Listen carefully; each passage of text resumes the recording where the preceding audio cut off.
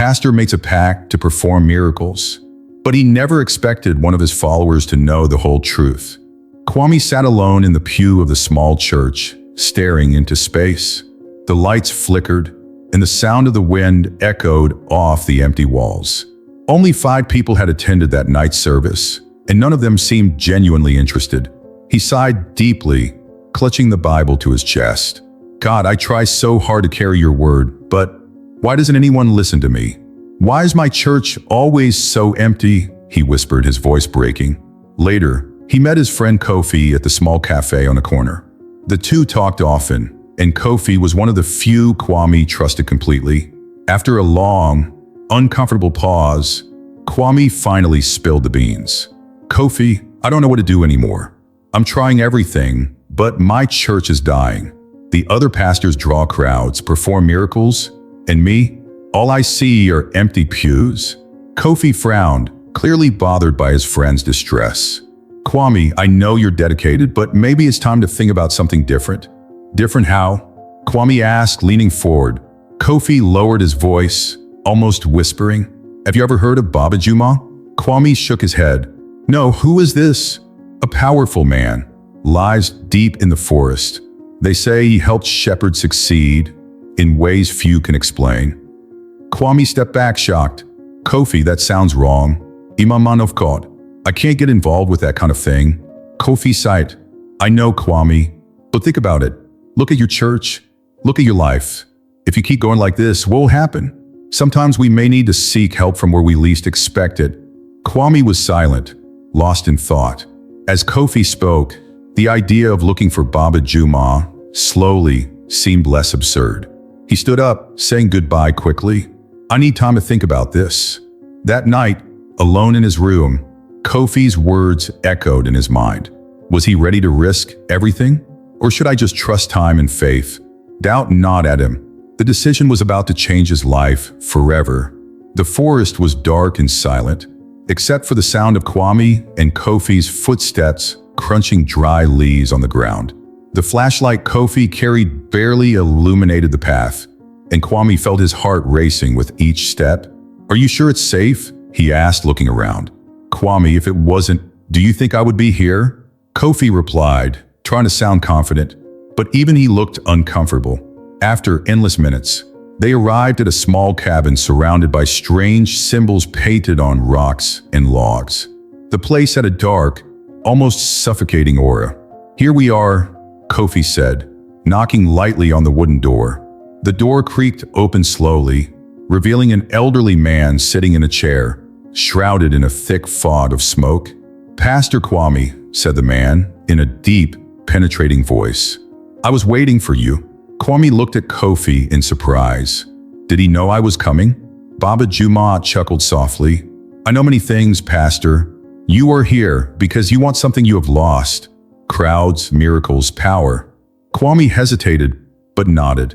Yes, but I don't know if I'm comfortable with that. Baba Juma pointed to a chair. Sit down, let's talk about your wish. Reluctantly, Kwame sat down. I want my church to grow, for people to hear my message. I want to bring souls to God.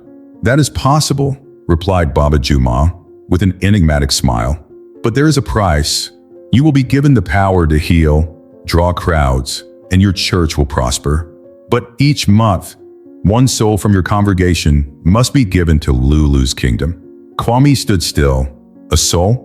Isn't that against God's principles? Baba Juma leaned forward, his eyes shining. Is it against your principles? Or are you willing to sacrifice a little to achieve a lot? Think of the lives you will change, the people you will help.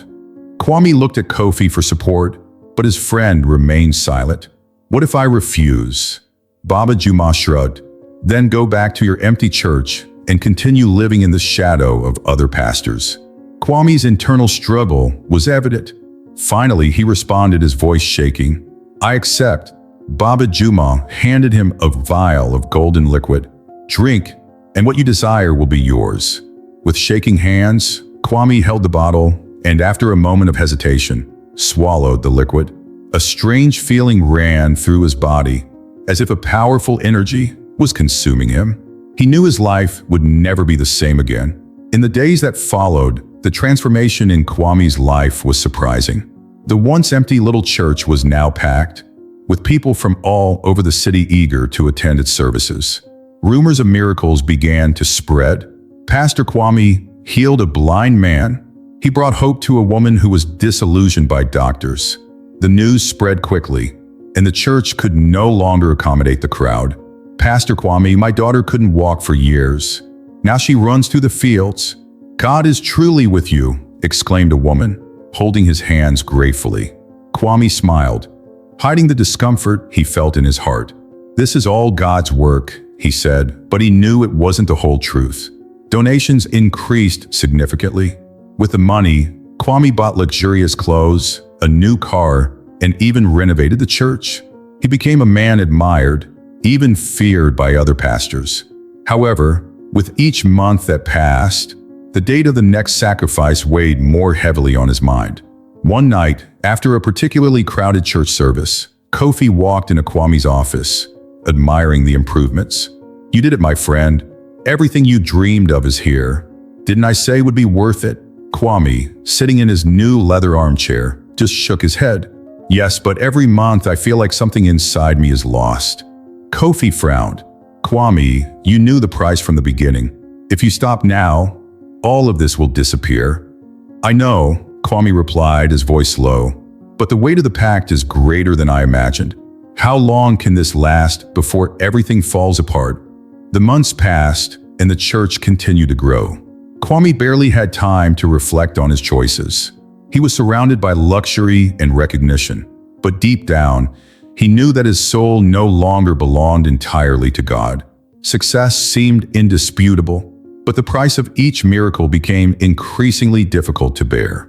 Kwame found himself trapped in a trap he had chosen himself, but which now seemed impossible to escape. "It's still for God," he muttered to himself at night, trying to justify his actions. "It needs to be."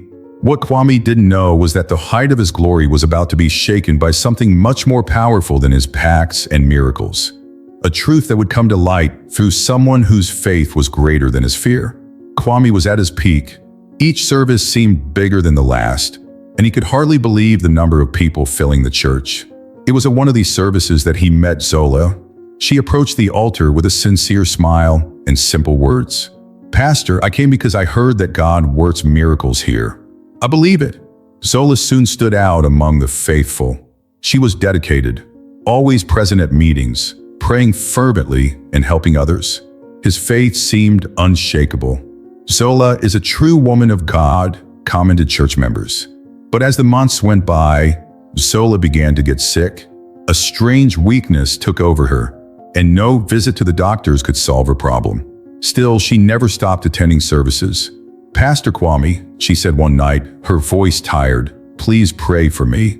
I need God's strength to carry on." "Of course, Zola," Kwame replied with a forced smile.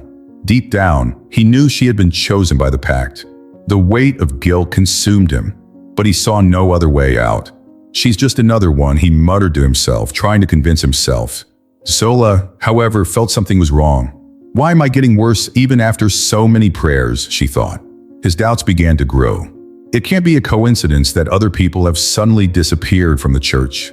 She shared her suspicions with a small group of friends. "Something is wrong. I don't know how to explain it, but I feel like Pastor Kwame is not who he appears to be." With their help, Zola began to investigate. One night, they sneaked into the pastor's office while he was busy at the service. In a locked drawer, they found notebooks with detailed notes about the sacrifices. This is impossible," whispered Zola, holding the evidence in her hands. "Zola, what are we going to do now?" asked one of the friends. She took a deep breath, gathering what little strength she had left. "We need to expose the truth. We cannot let more lives be lost." Zola knew that her next battle would not be against her illness, but against the very man she had so respected. And, because of the faith she still carried, she was determined to reveal what Kwame was hiding, whatever the cost. Sunday started like any other. Kwame's church was packed, and the pastor, despite the smile on his face, was filled with anxiety. The deadline for the next sacrifice was approaching, and he knew Zola was the one. "Today will be an unforgettable service," he told himself as he adjusted his tie in front of the mirror. During the service, Kwame preached fervently, trying to stifle the weight on his conscience. "Brothers, today God will give us a great miracle," he announced, raising his hands. The congregation applauded him, full of expectation. Suddenly, Zola stood up, her weakness evident, but her determination shining in her eyes. "Pastor Kwame," she said loudly, interrupting the sermon, "the real miracle will be the truth being revealed today." The hall fell silent. All eyes were on her. "Zola, sit down," ordered Kwame, trying to maintain control. "You're weak, and you don't know what you're saying." "I know exactly what I'm saying," replied Zola, holding up the notebook with the note she had found. "You are not a man of God. You made dark pacts and sacrificed innocent lives to gain power." The congregation began to murmur, and Kwame tried to deny it. "That's a lie. Zola is delusional." But she opened her notebook and began reading the evidence aloud. "Here's the proof. How many of us have lost people who disappeared without explanation?" The murmurs turned into fervent prayers. A strange energy took over the environment, and the altar began to shake. "Bulba, you must diapfoise fut in Kwamasmin. You have failed, Pastor. Your pact has come to an end." Kwame fell to his knees, tears streaming down his face. "Forgive me, Lord. I was weak. I strayed from the path." He tried to run, but an invisible force held him in place. Suddenly, an intense light filled the church, and a powerful voice echoed, "Your time is up, Kwame. Justice will be served." The pastor fell motionless on the altar, leaving everyone in shock. When the light disappeared, Zola felt a different energy course through her body. His strength had returned. The faithful surrounded her, many crying. "Zola, what do we do now?" asked a woman. "Let's rebuild our faith," she replied firmly. "We will no longer be guided by greed, but by the true love of God." In the following months, Zola assumed leadership of the church. Her story became a symbol of courage and faith, and she guided the community with humility and determination. Truth triumphed, and Zola proved that even in darkness, light always prevails. If you enjoyed this video, please help us grow by subscribing to this humble channel. And if you'd like to watch more videos like this, we prepared the next video especially for you. Click here to watch.